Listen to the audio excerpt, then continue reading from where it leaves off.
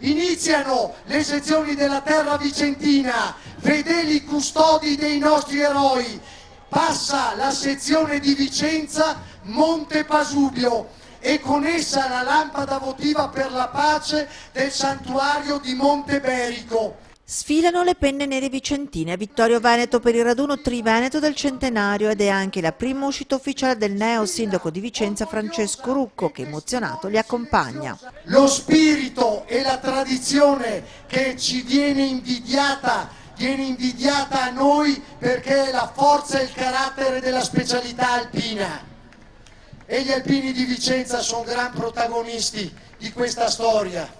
Non poteva mancare il neo sindaco al raduno del centenario, una giornata carica di valori e di storia, dove le penne nere vicentine si sono distinte per le azioni e la loro presenza, valori che, seppur Francesco Rucco non abbia fatto l'alpino, sono propri della sua cultura e della coalizione stessa che rappresenta. Presenziare e sfilare assieme agli alpini delle varie sezioni del Vicentino è stato probabilmente anche un modo per rimarcare proprio questi valori, una giornata dove, messi temporaneamente da parte gli impegni politici e le problematiche della città berica, Francesco Rucco si è immerso nell'atmosfera carica di pathos e di unità nazionale che da sempre contraddistingue le penne nere. Un nome solo, Vicenza, Battaglione Alpini Vicenza, un nome unico, scolpito nel cuore di questa gente. Onore a Vicenza!